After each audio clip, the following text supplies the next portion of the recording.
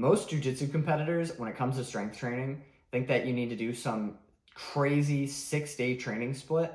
Or on the other hand, they think you only need to train like once a week, every other week, or something like that. But in reality, you just need to worry about hitting a few key points. So the first thing is you need to hit the 6 main movement patterns. Then you need to make sure that you're finding the right volume for you. And then the last thing, you need to make sure that you're progressively overloading your intensity and possibly even your range of motion. So if you do these 3 things, you will be able to stay strong, fend off injuries for the most part, and you'll be able to spend more time on the mats. So in this video, I'm going to teach you how to check all these boxes while only spending 2 to 3 hours in the gym a week. Now, there is a ridiculous amount of split options. Push-pull legs, everybody knows about. Total body. You have upper lower, you have the bro split, and all of these have a time and place.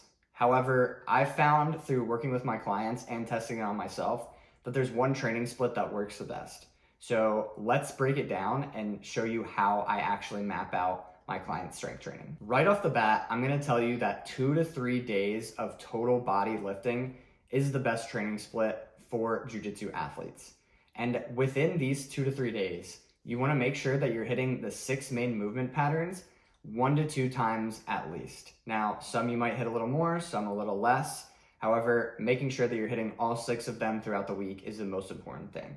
And now, what are those actual movements? So first of all, we have a lower body push. This can be anything that is basically quad dominant. So knee extension. You have multi-joint movements and you have single joint movements. A multi-joint movement basically means you are using more than one joint in the movement. So for instance, we have a squat. A squat is a multi-joint movement, and then you might have a single joint movement such as like a leg extension. Now, for jiu-jitsu athletes, you want to be focusing on multi-joint or the compound movements. So I recommend having a squat, a lunge, a split squat, or any other variation that you can think of. The next exercise is a lower body pull. So this could be a deadlift, an RDL, a glute bridge, anything in that family. Next, we have upper body vertical push. So that includes basically all of your overhead press stuff, maybe your incline bench press.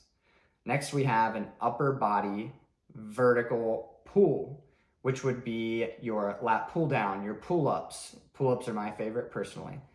Anything in that category. Then we have an upper body horizontal push, which would be your classic bench press, your push-ups, any variation in there. Then we have your upper body horizontal pull, which is all of your rows. So if you hit all 6 of those movements, you are doing basically 90% of what you need to do when it comes to your strength training, maybe even higher. So hit all those movements and you are off to a great start. Now, you might be thinking, are those the only things I need to do? And the answer is maybe. If you hit all 6 of those things, you're doing pretty well.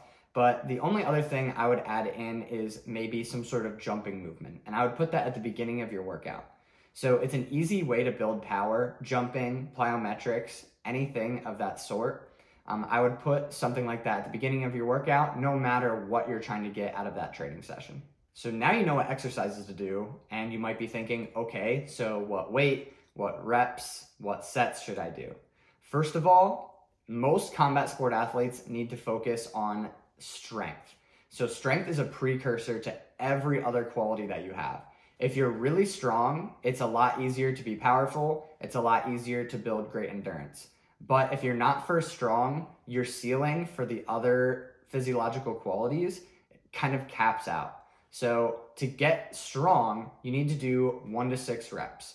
Now, that's not saying you can't get strong doing more, but 1 to 6 is the best range for building strength without adding extra fatigue that can cause you problems in your jiu-jitsu training. So 1 to 6 reps is usually what we say. Now, when it comes to sets, it varies based on the level of lifter that you are, not the level of jiu-jitsu athlete that you are. So if you're a beginner lifter, 2 to 3 sets for each of those 6 exercises is probably gonna be totally fine.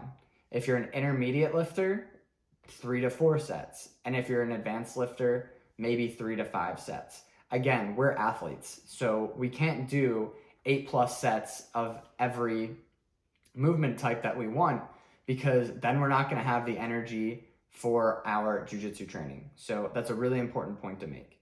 Now, when it comes to stratifying yourself, beginner lifters, 0 to 2 years of experience lifting.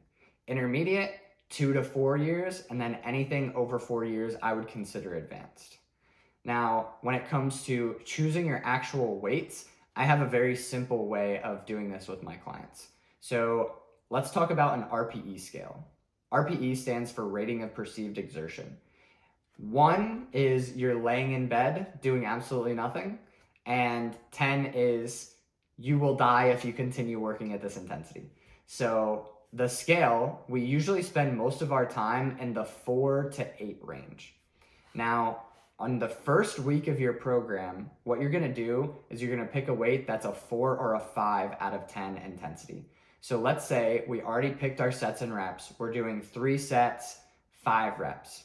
No matter what the rep range is, really, I'm gonna pick a weight that I know I can get all 5 of those reps first of all, and that it's gonna feel like a 5 out of 10. So it's gonna be a little bit difficult, but it's not gonna be anywhere near impossible.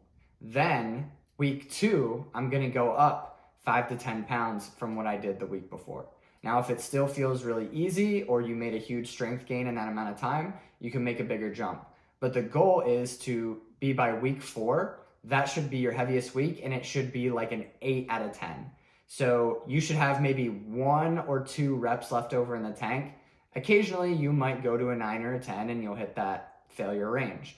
But most of the time as athletes, we don't want to be failing in the weight room. Now, the next thing I want to talk about is range of motion. So that's obviously an important thing in jiu-jitsu. However, people try to get there the wrong way. Now, stretching can make you more flexible. However, flexibility and stability are opposites. So if you're building crazy flexibility, you are sacrificing your stability, which means you are actually more likely to get injured. So stretching gets a good rap when it kind of deserves a bad one. However, there is a better solution. When it comes to your strength training, the best thing you can do is get into as deep of a range of motion as you possibly can. Now, this has been vilified by classic meathead strength coaches in the past who say you only need to squat 2 parallel or some other nonsense. However, if you have good form, you should get absolutely as deep as you can in any exercise that you're doing, because this is going to do 2 things. It's going to increase your mobility, and it's going to increase your strength in that deep range of motion. So when you get into those positions in jiu-jitsu, you are going to feel, number 1, you're going to feel a lot stronger, but number 2, you're going to be a lot, I don't want to say impervious, but darn near impervious to injury, unless there's some sort of crazy outside force. Disclaimer, I will not make you impervious to injuries. Our sport, you're just going to get injured occasionally, and that's the nature of it. However, you can drastically reduce them by properly strength training to deep ranges of motion. So the last point I'll make on this is you need to prioritize the range of motion over the weight, especially at the beginning. So if you're a beginner lifter, your main goal should be to pick weights that are a little bit difficult and get deeper and deeper into your range of motion each passing week. So if I'm starting out week 1 and I can only squat to parallel, week 2, I'm going to get an inch deeper than that. Week 3, I'm going to get an inch deeper than the week before, and so on until you're basically squatting butt to grass. I actually don't know if I can swear on YouTube. We'll find out. Maybe I'll try it next time. Anyway, focus on range of motion, and then the weight will come later. I hope this video helps you plan out your strength and conditioning going forward. However, if you want us to do all of this for you and write you the best strength and conditioning plan for you and help you get better results in competitions, there's a link in the description.